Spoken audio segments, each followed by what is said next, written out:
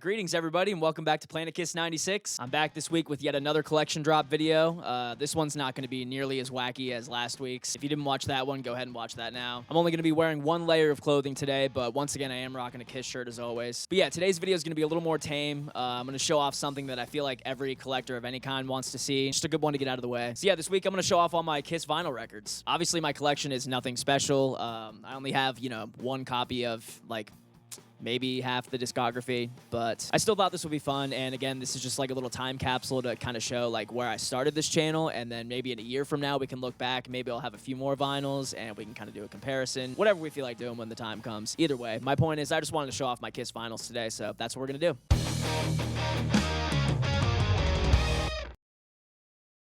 All right, starting in chronological order, I unfortunately don't have any copies of the first two records on vinyl, but we're going to start with number 3, which is Dress to Kill. I looked it up. I believe this one's just like a 1970s American pressing. I don't think it's first pressing or anything like that, but got it for $10 at one of my local record stores. And obviously, if you're watching this channel, then you know about this record, but I think it's great. Kind of features a lot of songs that they never really played live ever, but we do still have some big ones like She or Come On and Love Me or Rock and Roll All Night, just to name a few. I mean, yeah, just for right now, first I need to work on like filling the collection, filling the whole discography, but after that, if I'm going into specifics, I guess I just want like German pressings that have the, Kiss logo with the normal S's and not the lightning bolts. And then I definitely like all the Japanese stuff too. I just think it's cool. And I actually have a copy of something Japanese I'll show off here soon. Yeah, I think they sound great too. I think they almost sound better. So yeah, Dress to Kill, baby. Following along in chronological order here again, this is a record that obviously every collector, music collector of any kind, or specifically rock music collector should have if you're into live albums. It's Kiss Alive. Obviously, we know that this is a classic live record. It kind of set the tone, or kind of just like, was the first big live record to come out. I always thought just the cover of this was cool. This is one of those records I remember looking at as a kid, and because my dad had this record, and just, looking at these two people on the back, and, I mean, especially the notes that they got here, the, liner notes, the specific notes, Dear Earthlings, Hi Cat People, My Dear Lovers, and Dear Victims. Thanks, Gene. This is just a classic record. I don't even need to say anything about the front cover. We all know about that. But yeah, this is great. I'm honestly I don't know. I am more into studio albums if I'm being honest. But I do know this is an item that's a must-have for any record collector, or specifically a Kiss collector like myself. So moving along. Next record is a deluxe edition, and if you know the discography, then you probably know what it is. Destroyer. Honestly, in my hipsterish ways, this is kind of an album I've always overlooked because it has all the hits on it, and I feel like I've heard the hits enough times, so I kind of just skip over, basically just skip over this album whenever I'm going back to listen to anything Kiss. But recently, I've actually been listening to this, and I've been kind of brushing up on, the demos and stuff, too, which are really cool to listen to because a lot of those demos ended up becoming different Kiss songs than what the original demo songs are. But listening back to this, I kind of realized, when you kind of just take it for what it is, this is a solid record. And it does have all the hits on it, but that's the reason why it's such a solid record, is because all the songs are hits. So yeah, just listening to it front to back now, as an adult, and just kind of appreciating it as an album, I definitely realize how great of an album it truly is, and I've actually had it on kind of repeat lately. Again, listening back to the deluxe edition stuff too, going over all the demos and everything like that. It's crazy. A lot of Gene's songs, I feel like, just turned into different Kiss songs, or they ended up on his solo record, which is pretty interesting. All right, we're gonna move right along with a couple quick ones here.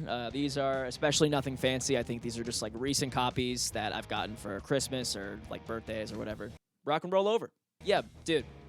Another solid rock and roll Kiss record. I was listening to this actually earlier today, and this record's great. It's cool how it was kind of recorded in a concert hall, so it sounds live. Plus, we got a couple hidden gems on here, like Love 'Em and Leave 'Em, or See You in Your Dreams. Baby Driver's even a good Peter song, and Mr. Speed is actually one of my favorite Kiss songs of all time. Just when the song starts off with that swanky riff, you just know you're in for a great time, dude. Plus, this also has hits like I Want You, Take Me, Hard Luck Woman, Callin' Dr. Love. So yeah, again, just another great rock and roll Kiss record. Moving right along here, we got another new copy of the next record that comes out, Love Gun. Now, this one actually comes with some stuff. Comes with this Kiss sleeve, which is cool.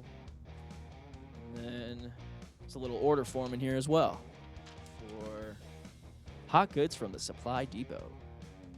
That's fun. Oh, and then it's got the comic on the back. That's sick. Yeah, so this is just another new copy of Love Gun, but I don't remember where I got this. I may have gotten it myself or as a gift. I honestly can't remember, but this is when KISS was at the height of their fame, arguably, or like around that time, right before the Phantom. Again, I feel like not a ton of this stuff that they normally play live or played live after, except for Love Gun, which has been a staple in their set ever since. They really only ever played Shock Me when Ace was in the band other than that, and then like I Stole Your Love too. We had Plaster Caster at the Unplugged, but other than that, yeah, this thing is kind of just... Oh, and Christine 16. Yeah, dude, Tomorrow and Tonight's great. I've always loved that song. Also, once again, dude, another great Peter song, Hooligan. I honestly love that song. I am learning recently, going back into their discography and starting this channel and everything, that there are a good amount of Peter songs that I like. I feel like you just don't really think about it because he always ever had like 2, maybe 3 songs on an album. 1, you know, sometimes. But yeah, that's Love Gun, baby. Moving right along. Now we're actually going to get into some fun stuff. Now, after Love Gun, you know that KISS released Alive 2, the second live album from the band. And then after that, the band got so big and their egos kind of got in the way, and they ultimately decided to make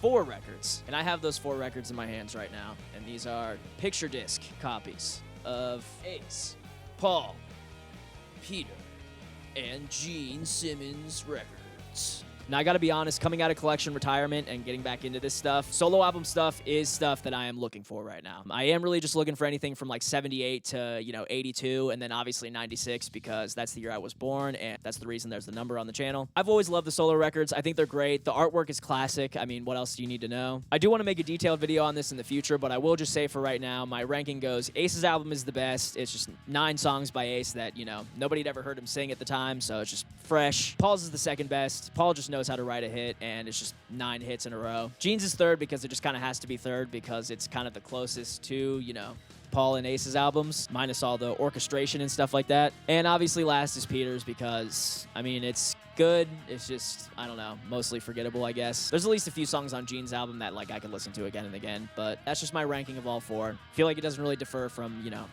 many other people's. And yeah, these are all picture discs. I just got these on Amazon a few years ago. I just like wanted to make the purchase, so I think I got them for like 80 bucks, 20 a piece. So yeah, these are great. It would be cool to have some like original pressings down the road of these. I do have a second copy of Ace's record that I do want to frame up here. I think that one I got at a record store or something. But now we're going to get into another fun one. I don't want to spoil this too much because this is another subject I want to make a video on, which is my top 5 KISS albums. So I will just say this one is going to be in there. I'm not going to hint, but it's up there, okay? And this might be a kind of unpopular opinion, but Unmasked, baby. I don't have a copy of Alive 2 or Dynasty yet, but hopefully I'll get those soon. But Unmasked, this was a need. This is one I got recently on eBay. I kind of just like bid on it when I was first getting back into eBay, and I didn't realize you couldn't like retract a bid soon enough. Or like if you do that, you have to message the seller, and you know, it's a bunch of bullshit I didn't feel like getting into. So I bid on this record, and then I was like, oh, wait, maybe I shouldn't have actually done that. But I won. So when you win, you kind of just have to take it. And I don't regret it, dude. I don't regret it one bit. The only thing that sucks is that it doesn't come with any of the fun stuff. Like, it doesn't come with that poster. It doesn't come with anything like that. But this is a Japanese pressing. I got this from, I think it's called Face Records, based out of Tokyo. Yeah, so I got this from there. It shipped in a week. It was great. And this thing sounds awesome. I've played it a couple times now. It sounds great. And yeah, dude, again, I don't want to give too much away here, but this... just know that it's one of my favorite KISS albums, okay? This thing's great, you know? It's just a great pop rock record, and I especially realized that once I got the vinyl and I was listening to it recently. Opens up with Is That You, which I know they wrote that with somebody else, or that was like somebody else's song that they recorded or whatever it is, but that song is just a ripper of an opener. You know, then it goes right into Shandy, which, you know, is all right. But then we got Talk to Me, which all of Ace's songs on here are like some of my favorites. Even the Gene songs on here are amazing. Naked City, She's So European, You're All That I Want. I mean, I don't really know what else to say besides every song just rules. And I know it's not popular KISS, but it's some of my favorite KISS. So I'm really happy to have this. Oh, there's a cat trying to get in here. I'm really happy to have this, and this is something that I might want more copies of down the road. Maybe a German version would be cool, or just a, you know, first pressing, or something like that, American, you know, whatever it may be. I don't know. I'm like kind of a vinyl snob, kind of, I don't really care. So I also can't forget to mention the cover of this thing. This is another one I used to look at as a kid, because my dad had this one as well, and just, you know, read this thing from, you know, beginning to end over and over again. It's just cool how there's a whole story on here and on the cover. So it's just, you know, kind of opens you up for the rest of the album. I love it, dude. I love it. I love everything about this. All right, so unfortunately, I don't have a copy of The Elder on vinyl, but that's another one that I would love. I do have another good one, and that's the one that comes right after that, which is Creatures of the Night. This is the half-speed remaster. I'm just going to say musically this album rules. It sees them returning back to their hard rock roots, possibly even harder than they originally were. This album almost bleeds into metal territory. Just sounds more fiery, more ready to rock, I guess. This is another album I was listening to recently, dude, and there's some great ones on here. I mean, Keep Me Coming, Danger. Oh my God, that song's so good. I never realized that until recently. I mean, it's just full force, dude, the whole way. It's great. I Still Love You, one of Paul's greatest moments. You know, it's a great ballad. Killer, that's a really good Gene song, I think. That song's just, again, hard and fast. This one doesn't really come with anything fun either, but yeah, this is another great album. I think this is another one I got for Christmas one year, I believe. Me and my dad just kind of get each other records every year if you haven't, you know, picked up on that yet. And then after that, there is a big gap in my collection until we get to Crazy Crazy Nights. This is an album you can really get crazy with. This is another one, yet again, I got for Christmas, I think, one year from... guess who? My dad. Yeah, this is the only unmasked album I have by them. Doesn't come with anything fun, but there is a cool picture of them right there. This is a good record. This is just basically like a power pop, you know, 80s record. This is like when they were definitely just unapologetically following suit with all the other 80s big hair metal bands that were out at the time. I do like how this one brings back this symbol, though, the Chikara symbol. I love that. I've always thought that was just a cool symbol. Yeah, it's a great album. It's kind of their first, you know, not their first, but it's an album that heavily features keyboard almost as much as it features guitar. So there it's a little more glammy, a little more, you know, power poppy like I was saying. And that is my entire KISS vinyl collection as of December 2025. I do have one more cool thing that I am going to share real quick. This is something I randomly found at one of my other local record stores I like going to. I don't know how like rare this is or whatever, but the fact that it was in the KISS section was cool, and I feel like I had to pick it up.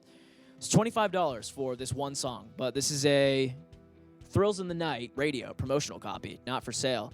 So I don't know where this came from or who traded it in at my local record store, but I mean, I saw this and I was like, there's no way I can.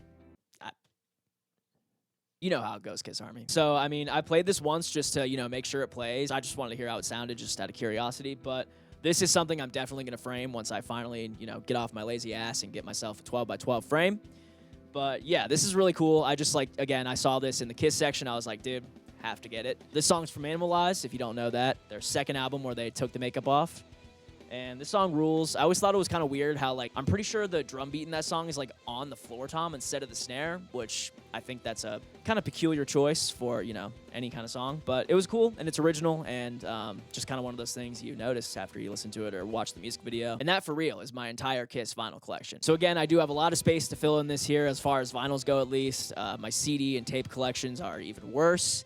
But vinyl is cool. It's kind of my favorite medium at this time. So, yeah, trying to build up on my vinyls first right now, and then just kind of toys. I kind of want to, you know, complete my toy collection. And who knows, there's a chance I might end up getting a couple things to help complete these collections at the big KISS Homecoming event in Columbus, Indiana this weekend. That's right, Xander from KISS Army Things is throwing this big, huge KISS convention in Columbus, Indiana. And I'm in Ohio, so I can make that little drive down there. So me and my dad are going to go down there and hang out with all you KISS fans and basically just rock and roll all night and party every day. But apparently there's going to be the whole KISS museum there that Xander runs, so there's going to be a bunch of KISS stuff for sale. There's going to be a magician there. There's going to be a movie screening, so it's going to be a whole day full of fun. So, yeah, hope to see some cool KISS stuff there to, you know, add to my collection, and hope to hang out and talk with all you KISS fans there if any of you guys plan on coming. So, yeah, that's about it. Let me know what you guys want to see below. Let me know if you guys want me to show off anything in here that you see in the background of these videos, or, you know, feel free to ask me what I have. Any questions you might have or anything you want to see, let me know down below. Would love to fulfill that.